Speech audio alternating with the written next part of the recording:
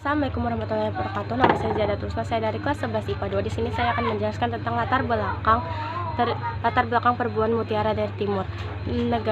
Tanah Nusantara sangatlah kaya, memiliki beragam flora dan fauna. Persediaan tambang yang ada di mana-mana, hasil pertanian yang melimpah, juga rempah-rempah yang menggugah selera, sehingga bangsa lain menyebutnya dengan mutiara dari timur. Karena kekayaan tersebut, banyak bangsa-bangsa lain yang ingin masuk ke tanah Nusantara. Dan dalam sejarah Indonesia, yang paling bangsa Eropa adalah membawa pengaruh besar seperti penjajahan bangsa Barat. Faktornya ada 3, yaitu motivasi, nafsu, dan kejayaan Eropa. Motivasinya, mereka ingin mencari dunia baru yang penuh dengan kekayaan akan rempah-rempah.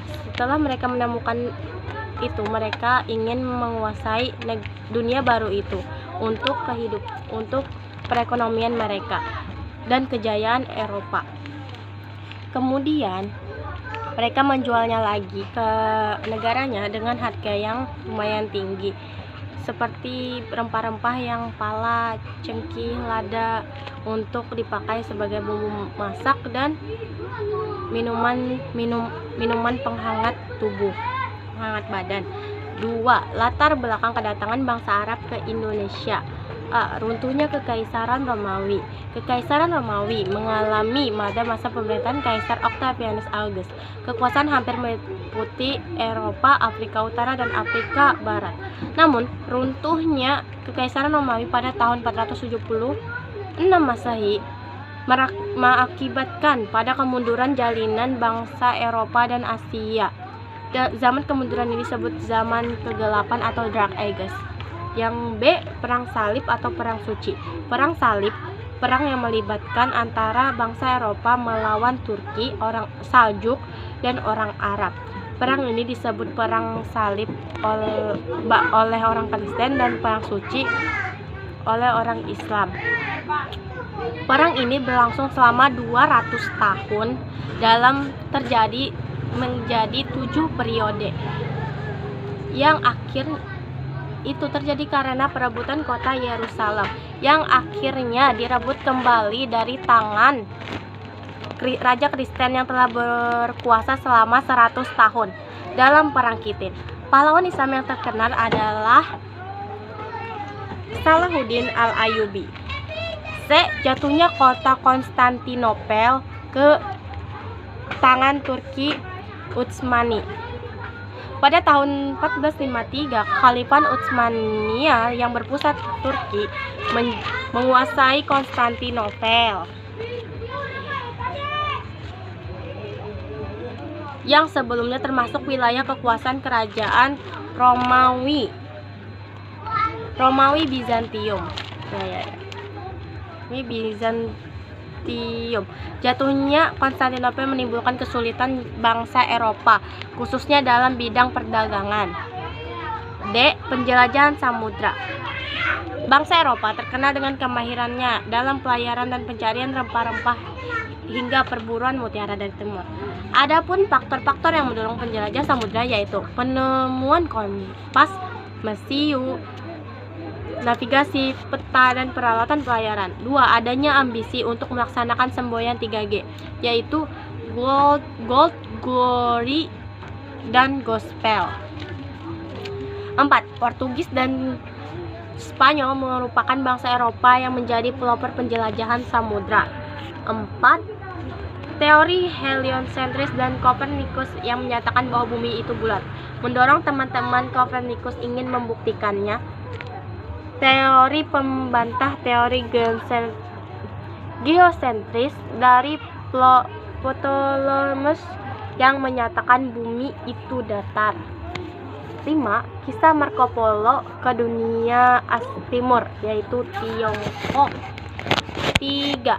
Petualangan, penjelajahan, dan perebutan hegemoni.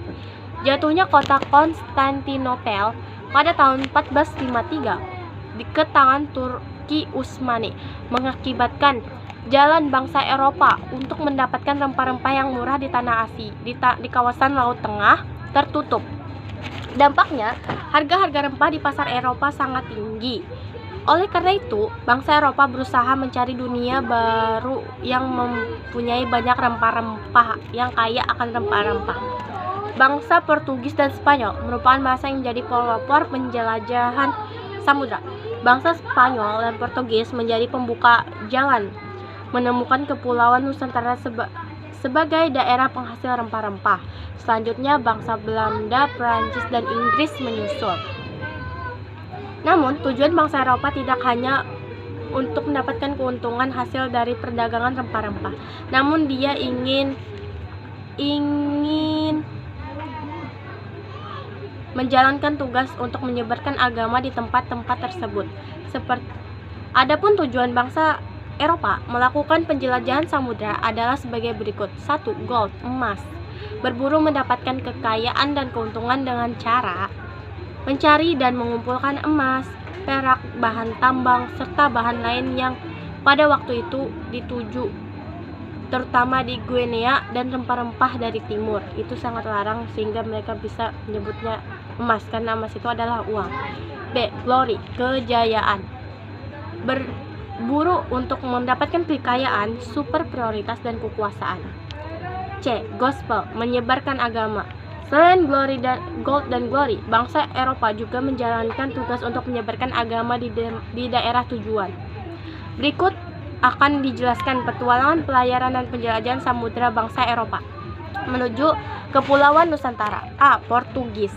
Kedatangan Portugis ke Indonesia dilatar belakangi oleh keinginan mencari sumber rempah-rempah yang menyebarkan agama Katolik. Karena pada abad ke-14,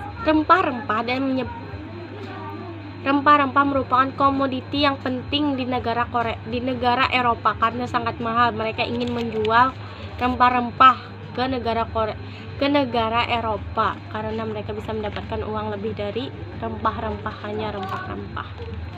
Setelah Konstantinopel jatuh ke tangan Turki Utsmani pada tahun 1453 tadi, Portugis berupaya menjadi pusat perdagangan rempah-rempah di Eropa dan berpusat di kota Lisabon. Dengan kata lain, bangsa Portugis hendak memonopoli perdagangan rempah-rempah di Eropa, sehingga memberikan keuntungan yang besar. Pada tahun 1497, Vasco da Gama sampai di India. Ia menaklukkan Goa. Pada tahun 1511, penaklukan Malaka. Portugis datang ke Nusantara dimulai dengan menaklukkan Malaka pada tahun 1511 di bawah pimpinan Afonso de Albuquerque. Portugis hendak menjadikan Malaka sebagai pangkalan militer untuk menahan serangan orang Melayu. Selain itu, Alfonso juga memerintahkan kapal-kapal untuk berlayar mencari kepulauan rempah, yakni Maluku. Francisco Serrano pada tahun 1512 mengadakan penyelidikan yang mengenai kepulauan rempah. Selain mengadakan penyelidikan, dia juga membantu untuk menghadapi musuh yang menyerang hingga menyebabkan dirinya disukai oleh penguasa setempat. Portugis berhasil bekerja sama dengan Ternate, sehingga Portugis dapat memonopoli perdagangan rempah-rempah di Ternate. B. Spanyol. Christopher Columbus adalah pelopor bangsa Spanyol yang mencari jalan langsung ke Indonesia. Ia mendarat ke arah barat. Setelah 2 bulan, ia sampai di sebuah pulau yang kemudian dinamakan San Salvador. Columbus gagal mencapai India. Ekspedisi Spanyol selanjutnya ke daerah rempah-rempah yang dipelopori oleh Ferdinand Magellan atau Magalhaens. Pada tahun 1519, Magellan berangkat melalui Samudra Atlantik. Ya, aku paham. Setelah melewati ujung Amerika Selatan, ia masuk ke Samudra Pasifik. Ia tiba di Filipina pada tahun 1521 saat mencoba mengatasi perang antar suku di Cebu. Magellan terbunuh. Ia digantikan oleh Del Cano dalam perjalanan kembali ke Spanyol. Mereka singgah di Tidore. Sejak saat itu terjalin kerjasama perdagangan antara Spanyol dan Tidore. Kerjasama tersebut diperkuat dengan membangun benteng Spanyol di Tidore. Kondisi tersebut tentu menyebabkan Portugis merasa terancam di Tidore. Dengan didukung pasukan Portugis, dan Spanyol akhirnya mengadakan perjanjian yang disebut Perjanjian Saragossa. Perjanjian tersebut, Maluku dikuasai Portugis dan Filipina dikuasai Spanyol. T. Belanda. Armada Belanda yang pertama berusaha mencapai Indonesia dipimpin Panek. Namun ekspedisi ini gagal. Kemudian armada Belanda dipimpin oleh Cornelis de Houtman lalu sampai ke Tanjung Harapan. Dari sana mereka mengarungi Samudra Hindia, masuk ke Indonesia melalui Selat Sunda, lalu tibanya di Banten. Sesuai dengan niatnya untuk berdagang, maka kehadiran Cornelis de Houtman disambut baik oleh masyarakat Banten dan melihat pelabuhan Banten yang begitu strategis dan adanya hasil tanaman rempah-rempah di wilayah itu, Cornelis de Houtman berambisi untuk memonopoli perdagangan di Banten. Dengan kesombongan dan kadang-kadang berlaku kasar, orang-orang di Banten mulai tidak menyukai Cornelis de Houtman sehingga mereka mengusir Cornelis de Houtman. Selanjutnya, ekspedisi penjelajahan dipimpin oleh Jacob van Heemskerck tahun 1598. Heemskerck dan anggotanya bersikap hati-hati dan lebih bersahabat. Rakyat Banten pun kembali menerima kedatangan mereka dan menyambut mereka.